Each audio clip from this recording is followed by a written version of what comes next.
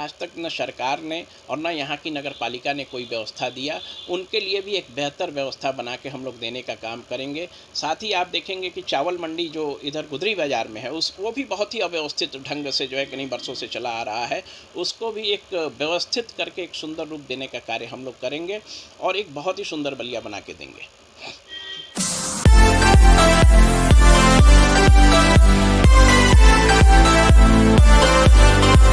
सुनील सर्राफ ने निर्दल चुनाव लड़ने का किया ऐलान।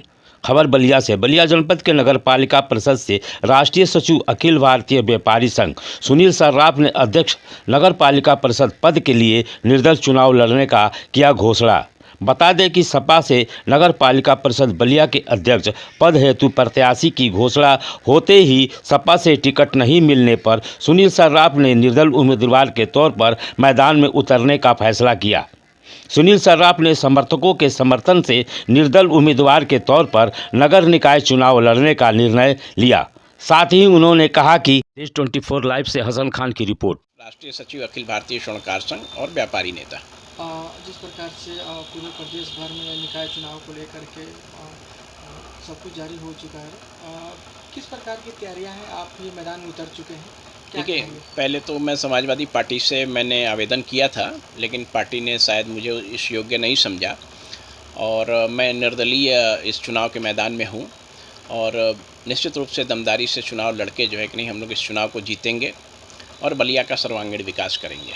जिस प्रकार से अन्य पार्टी हैं जो अपने पार्टी के सभी लोगों को उतार रहे हैं मैदान में, उसके सामने कितना चुनौतीपूर्ण रहेगा आपको निर्दलीय मैदान में उतरना? देखिए, निर्दलीय तो चुनाव लड़ना चुनौतीपूर्ण तो है ही, क्योंकि सामने बड़ी बड़ी पार्टियां हैं। भारतीय जनता पार्टी जैसी विश्व की सबसे बड़ी पार्टी जो आज की डेट में है वो है और यहाँ से उनके तमाम विधायक और मंत्री भी हैं। समाजवादी पार्टी भी पूरी दमदारी के साथ चुनाव लड़ेगी। लेकिन इन सारे विषयों को मैं ये जानता हूँ कि यह बेसिकली एक व्यापारियों का चुनाव होता है। नगर पालिका परिषद बलिया का जो चुनाव होता है वह यहाँ के व्यापारियों का चुनाव होता है और व्यापारी समाज की तरफ से जहाँ तक मुझे लगता है कि बलिया के व्यापारी मुझे बहुत पसंद करते हैं और आने वाले समय में भी पसंद करेंगे, क्योंकि 25 वर्षों से मैं व्यापार मंडल के माध्यम से यहाँ के व्यापारियों की सेवा में लगातार लगा रहा हूँ और निरंतर ही मैं उनके लिए तमाम उनकी समस्याओं में और तमाम प्रकार की जो भी दिक्कतें हैं मैं हमेशा लगा रहता हूँ। आप पिछले समय भी आपने देखा कि नंदलाल गुप्ता की जो यहाँ पे घटना हुई थी जिसमें उन्होंने सुसाइड किया था, उन घटनाओं में भी मैं बड़ी दमदारी के साथ जो है कि नहीं उनका विरोध किया और निश्चित रूप से एक लड़ाई लड़ी गई और बड़ी एक ज़ोरदार लड़ाई लड़ी गई।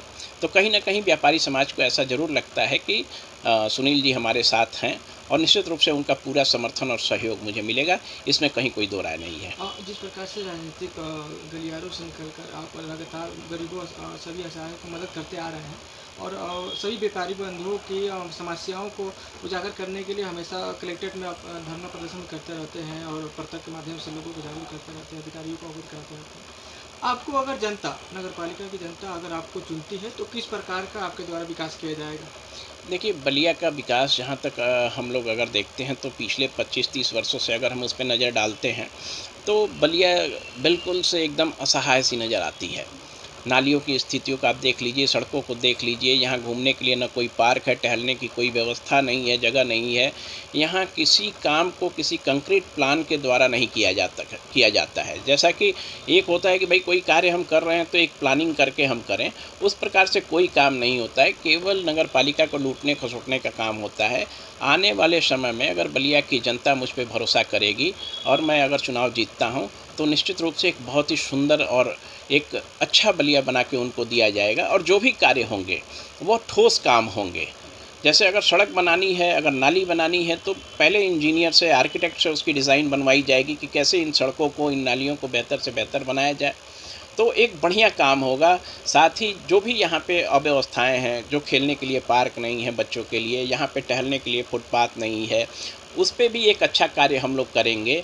यहाँ पे जो छोटे दुकानदार हैं, पटरी दुकानदार जिसको हम कहते हैं, जो ठेले वाले हैं, उनके लिए भी आज तक न सरकार ने और न यहाँ की नगर पालिका ने कोई व्यवस्था दिया। उनके लिए भी एक बेहतर व्यवस्था बना के हम लोग देने का काम करेंगे। साथ ही आप देखेंगे कि चावल मंडी जो इधर गुदरी बाज़ार में है, वो भी बहुत ही अव्यवस्थित ढंग से जो है कई वर्षों से चला आ रहा है, उसको भी एक व्यवस्थित करके एक सुंदर रूप देने का कार्य हम लोग करेंगे और एक बहुत ही सुंदर बलिया बना के देंगे।